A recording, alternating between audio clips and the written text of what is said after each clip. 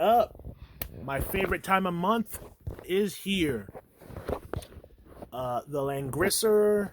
I have to follow this guy again. I got banned on my other Reddit account. Oh, I am already. Okay.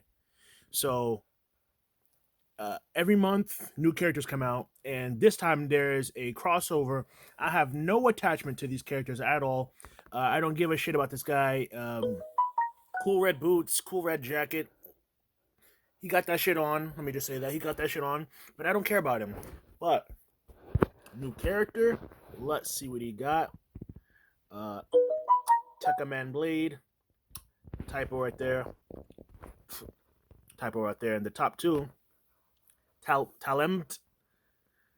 Attack and defense increased by 25%. Already that's good. Some characters that come out like this are usually 20% attack and defense. 5% more attack and defense. That's already good. And then there's more. At the end of your turn, you can choose to release the continuous battle. The duration of the buff effect will not decrease, and you can attack again with remaining movement points. You will also gain continuous battle. You can choose to release continuous battle, the duration of buff effect. You will also gain continuous battle.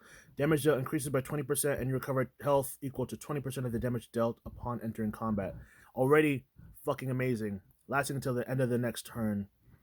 This effect cannot be immune or dispelled. While in continuous battle state, you can then choose to release over limit battle once. This reduces the cooldown of the damage skills with the longest current cooldown by 5 turns. Fucking amazing. I think I'm just going to be using continuous battle repeatedly so I can not lose buff effects and get that damage dealt increase. Cooldown manipulation, you can easily just use clock. And you can easily... Well, actually, you have to look at his skills, but since he's probably a offensive fighter, I'm thinking he can have 3 attack skills. He's probably melee. Let me see. It doesn't say yet. Usually says infantry. Oh, I think I have to go further down. Or here? But anyway, he looks like he'll be an infantry or some type of fighting class. So he'll probably have like flying slash and stuff like that. So you can easily just rotate through those, and then you won't have the problem of needing to drop his cooldown with over limit battle, because you want to just keep doing continuous battle so he can have that damage dealt increase, so he can self-sustain, and so he doesn't lose buff defects. That's the best part of this. At the end of your turn, you can choose to release continuous battle. The duration of the buff effect will not decrease, and you can attack again with the remaining movement points. So you can give him, but basically, if I'm reading this correct, which I probably am, but the translation could also be bad, he has the potential to only, because wait, never mind, it's right there at the bottom. I see. I was getting ahead of myself. I should have read the whole thing. The duration of not decreasing, attacking after remaining. Oh, okay.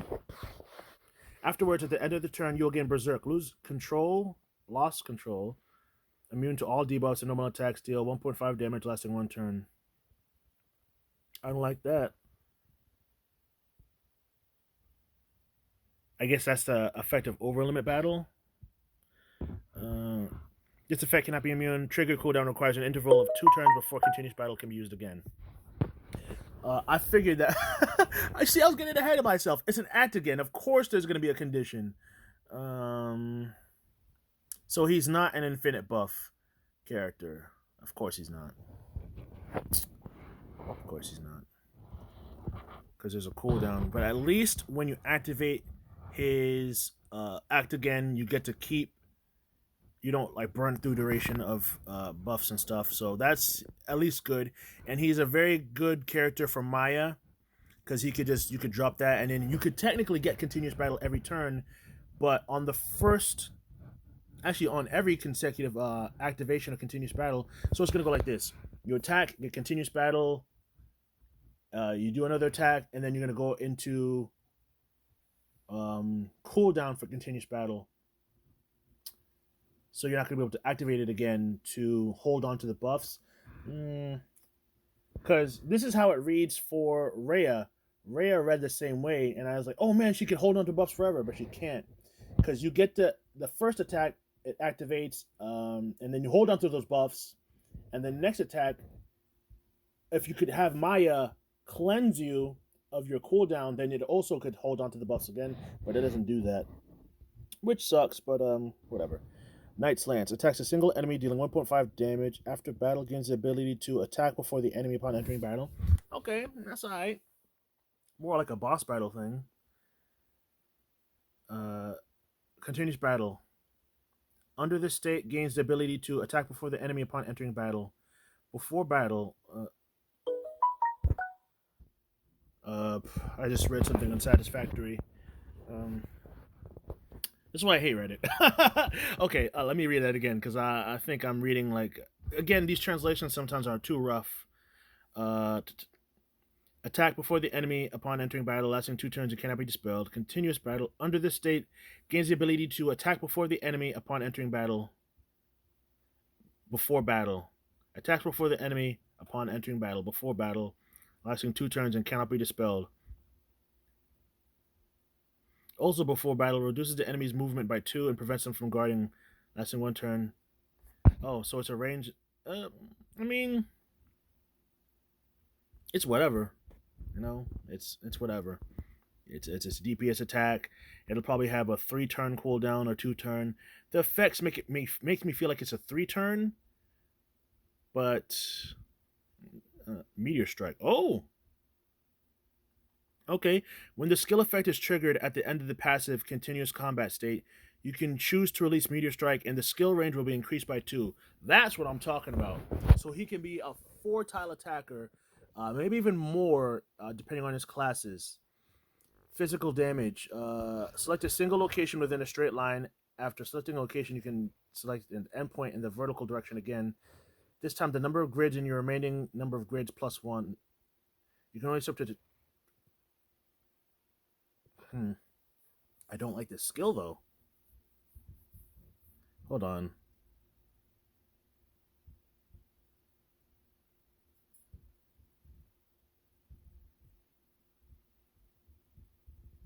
Hmm.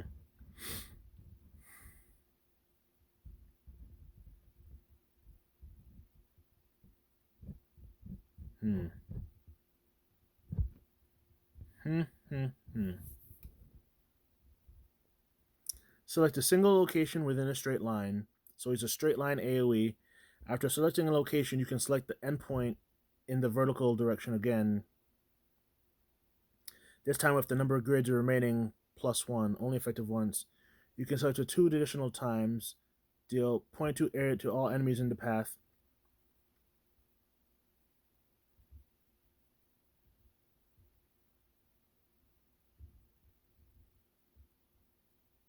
So how I think I'm reading it is it's a line AoE skill that can attack multiple times.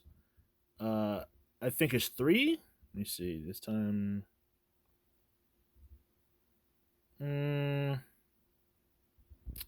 don't think I like this skill though. I like the passive. When the skill effect. What skill effect? At the end of the passive continuous combat state. Okay, and continuous combat. I guess you see they changed it. Is it continuous battle? This one says continuous battle, and this one says continuous combat. These translations, bro. I don't know if it's a typo or this. Anyway, 3C. Oh, this is definitely a 5-turn cooldown, maybe even 6. Attacks a single enemy, dealing 1.8 damage. Before battle, applies disintegration to the enemy. If your defense is greater than or equal to your magic defense when entering combat after being attacked, physical damage dealt by the enemy in this battle is treated as magic damage. After battle, applies effect cannot resist fatal damage, replaced by increased damage taken by 20% in non-competitive modes. So he can technically debuff in PvE and slaughter in PvP. I was looking at him from more of a PvE angle since I'm more of a PvE player. I have played Apex, but I'm not going to be too consistent with that. I already know that. Lasting 2 turns and cannot be dispelled. This skill deals double damage to soldiers. Wow, that's good. I mean, but killing soldiers is like a non-issue though. In PvP and some PvE stages, most PvE stages, the new tower mode thing, the soldiers had like plus 100% defense and magic defense. So maybe having this would have made them way easier to kill. But of course, fixed damage also did the job. So uh, if the enemy does not initially have any soldiers, the hero's critical hit rate is increased by 100%, and critical hit damage increased by 20% in this battle. In the continuous battle state, before battle, reduce the duration of all buffs on the target by 1 turn. After battle, deal 1.6 area damage. Deal 0.6 area damage. Deal 1.6 area damage to all enemies within tiles around the target and apply disintegrate. Wow. Okay. So this is actually a lot better than I remembered, because the 100% critical hit rate and then the critical damage, that's insane. And then you go back up here, this effect, blah, blah, blah. While in continuous battle state, you can then choose to release over limit battle once. This reduces the cooldown of the damage skill with the longest current cooldown by 5 turns. And the duration of the buff effect will not decrease. You can attack again with the remaining movement points. So his rotation looks like at the end of turn, you can release continuous battle. First turn, you attack, you get continuous battle. That's the act again. And then next turn, you attack again, and then you use over limit battle, and you drop cooldown by 5 turns. And then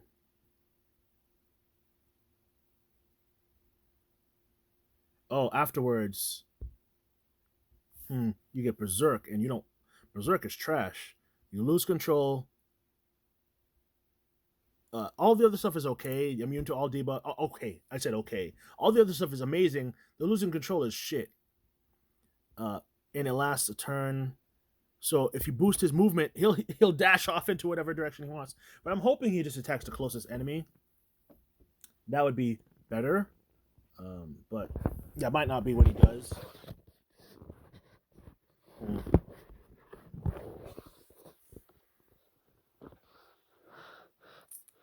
This, to me, this reads like 3 turns of effects. First turn, you attack, you act again, you get continuous battle. That's the end of the turn. Next turn, you attack, you go from continuous battle to over limit battle, and you drop cooldown. And that's the end of your turn. And then after that, you get Berserk, or over limit battle, you do the thing, and then you get Berserk. So it could be 2 turns, but then it's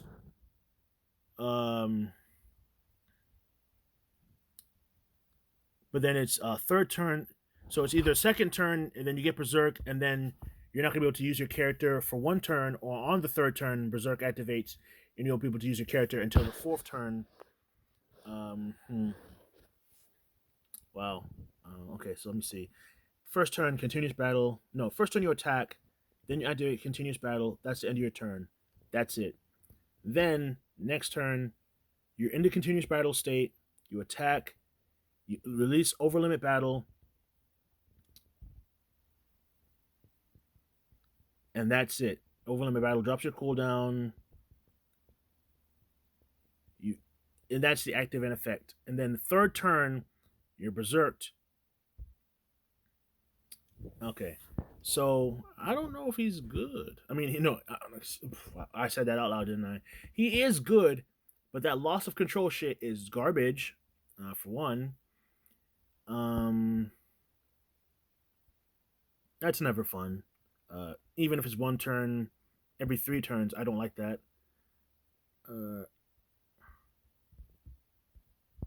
And his skills are just alright. This right here, I like the meteor strike. It's growing on me. If it works how I'm thinking it works, because this is how I'm thinking it works. You select a line, and then you can select multiple points in that line, and then while he's dashing through those points, he'll do an AoE strike for each time he dashes. So you can hit enemies multiple times, and you can hit multiple enemies. That's how I'm thinking it works. I'll have to see it. And this one right here is great. Oh, flyer, infantry, and cavalry. Oh, damn, I love that. Oh, wow, I love that.